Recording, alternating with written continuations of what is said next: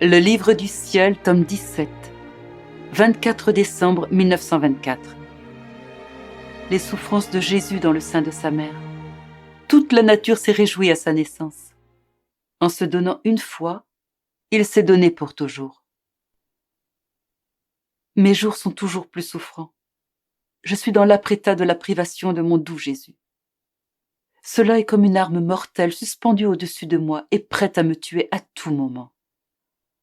Lorsqu'elle est sur le point de me donner le coup de grâce, ce qui me serait un soulagement et me permettrait d'aller vers mon Jésus. Elle reste suspendue au-dessus de ma tête. Et c'est en vain que j'attends le coup final. Je sens ma pauvre âme et ma pauvre nature se désintégrer. Oh, mes gros péchés m'empêchent de mériter la mort. Quelle souffrance, quelle longue agonie. Oh, mon Jésus, aie pitié de moi. Toi qui es le seul à connaître mon état douloureux, ne m'abandonne pas. Ne me laisse pas toute seule. Pendant que j'éprouvais ces sentiments, je me suis retrouvée hors de mon corps et dans une très pure lumière, où j'ai pu voir la maman reine avec le petit bébé Jésus dans son sein virginal. Oh mon Dieu! Dans quel triste état se trouvait mon aimable petit bébé Jésus! Sa petite humanité était immobilisée, ses petites mains et ses petits pieds immobiles, sans aucune possibilité de bouger. Il n'avait aucun espace pour ouvrir les yeux ou respirer à l'aise. Son immobilité était telle que, bien que vivant, il semblait mort. Je me suis dit, comme mon Jésus doit souffrir dans cet état, et tout autant sa maman en voyant bébé Jésus si coincé dans son sein. Pendant que j'entretenais ces pensées, l'enfant Jésus me dit en sanglotant, « Ma fille, les douleurs que j'ai souffertes dans le sein virginal de ma mère sont incommensurables pour l'esprit humain. Sais-tu quelle fut la première souffrance que j'ai éprouvée dès le premier instant de ma conception et que j'ai ensuite endurée toute ma vie? La souffrance de la mort. Ma divinité était descendue du ciel parfaitement heureuse, sans qu'aucune souffrance ou mort ne puisse l'atteindre. Quand j'ai vu ma petite humanité sujette à la souffrance et à la mort par amour pour les créatures, j'ai senti la souffrance de la mort si intensément que j'en serais mort à l'instant même si ma force divine ne m'avait pas soutenu miraculeusement, me laissant éprouver cette souffrance tout en continuant à vivre.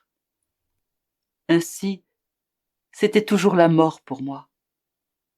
Je sentais la mort provenant du péché, la mort du bien chez les créatures, et même leur mort naturelle. Quel cruel tourment j'ai ainsi vécu durant toute ma vie. Moi qui contenais la vie, qui en étais même le Seigneur absolu, j'allais me soumettre à la peine de la mort. Ne vois-tu pas ma petite humanité immobile et mourante dans le sein de ma chère maman? Ne ressens-tu pas toi-même combien il est terrible de vivre les souffrances de la mort sans mourir?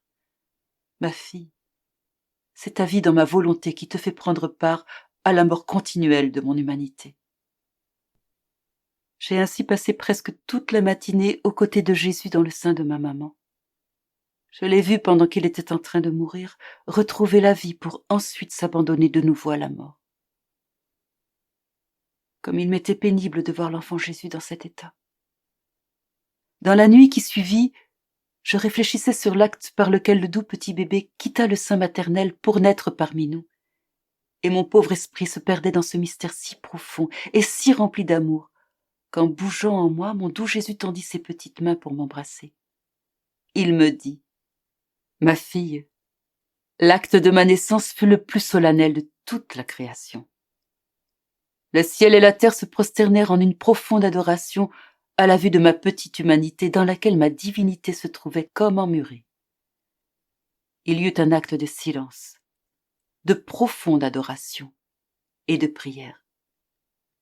Tout extasiée, ma maman priait devant ce si grand prodige qui sortait d'elle.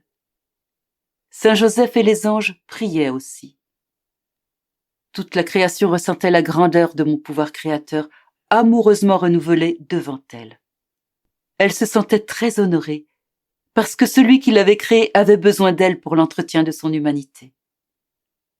Le soleil se sentait honoré d'avoir donné sa lumière et sa chaleur à son Créateur, son véritable Seigneur. Il fit la fête en mon honneur.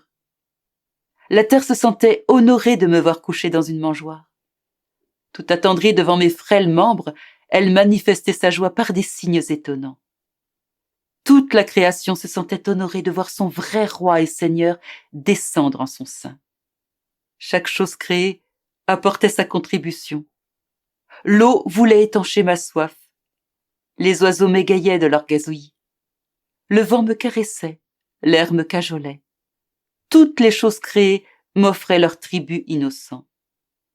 Seul l'homme ingrat se montra réticent. Bien qu'il ressentît quelque chose d'inhabituel, une joie, une force puissante. Même si je l'appelais de mes larmes et de mes gémissements, il ne bougea pas, sauf quelques bergers. Pourtant, c'était pour lui que je venais sur la terre me donner, pour le sauver et le ramener à sa céleste patrie. J'étais aux aguets pour voir s'il allait venir recevoir le grand don de ma vie divine et humaine. Mon incarnation n'était rien d'autre que de me mettre à la merci des créatures. Je me suis mis à la merci de ma chère mère et de Saint Joseph, à qui je fis don de ma vie. Et comme mes œuvres sont éternelles, la divinité, le Verbe descendu du ciel, n'a jamais quitté la terre afin de pouvoir se donner sans cesse à toutes les créatures. Pendant toute ma vie, je me suis donné généreusement.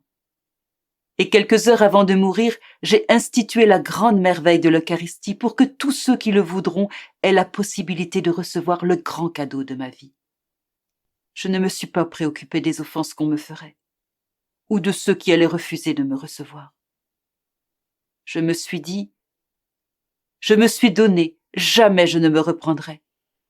Qu'ils fassent ce qu'ils voudront, je serai toujours à leur disposition.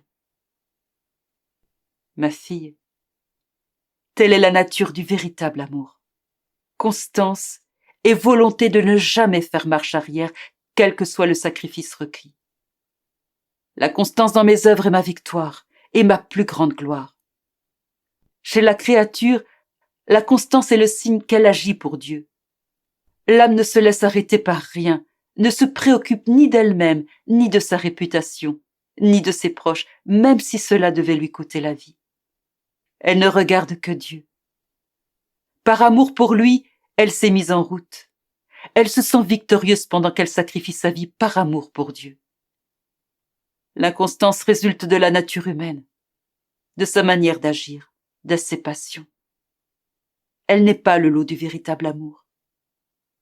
La constance doit caractériser celui qui agit pour moi. Par ma constance, je ne change jamais dans mes œuvres.